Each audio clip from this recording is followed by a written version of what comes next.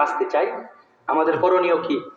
আমাদের করণীয় হলো ইবাদত করতে হবে, মসজিদকে আপনা বানাইতে হবে, চাইলেও বানাইতে হবে, না চাইলেও বানাইতে হবে, মন চাইলেও বানাইতে হবে, মন না চাইলেও বানাইতে হবে। কথা বলে বাঁচার কোনো পথ আছে? হ্যাঁ, বাঁচার কোনো পথ নাই। মসজিদকে আপন বানাইতেই হবে। আপনাদের মসজিদ সুন্দর মসজিদ, এক সময় 20 বছর আগে এই এলাকার মানুষ কল্পনাও করে নাই এর সুন্দর ইটের ছাদওয়ালা মসজিদ হবে। কল্পনা করছেন? কল্পনাও করে নাই। আমি তো এলাকার 4 বছর পার হয়ে 5 বছর চলতেছে আমার এলাকায়। কয় বছর? 5 বছর শুরু হয়ে গেছে, আলহামদুলিল্লাহ। কথাটা বুঝে আসছে দেখতে দেখতে। তা আমি তো মোটামুটি অবস্থা জানি। 20 বছর আগেও মানুষ কল্পনা করে নাই তাদের ইটের মসজিদ হবে, ছাদের মসজিদ হয়েছে। মসজিদের খোরাক কি? মুসল্লি। মসজিদের খোরাক কি?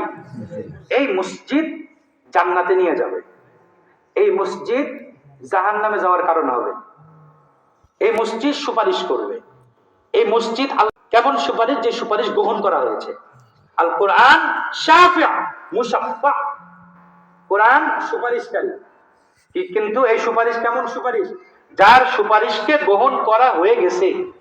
হবে না কি সুপারিশ গ্রহণ করা হবে এমন না, সুপারিশ করা কি হয়ে গেছে?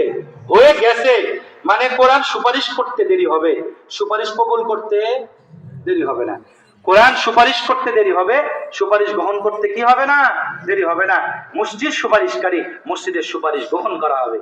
এই জন্য সুপারিশ কার জন্য করবে? যে মসজিদকে আবাদ করবে, ঠিক কিনা?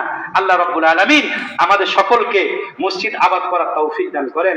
মসজিদ যদি সুপারিশ করে এমন ঈমান নিয়ে, এমন আমল নিয়ে কবরে যাওয়ার তৌফিক দান করেন। 2 ঘন্টার উপরে আলোচনা করেছি। আল্লাহ রাব্বুল আলামিন এই আলোচনার মধ্যে যে ভুলগুলো হয়েছে আমার পক্ষ থেকে হয়েছে, যে কথাগুলো সঠিক বলেছি, এই কথাগুলোর উপর আমাকে আমল করার তৌফিক দান করেন। যারা শুনেছেন তাদেরকে আমল করার তৌফিক দান করেন। আমাদের প্রধান বক্তা চলে আসছেন, আমাদের বড় ভাই মুফতি হাফেজ মাওলানা মুফতি রফিকুল ইসলাম হাবিবি সাহেব।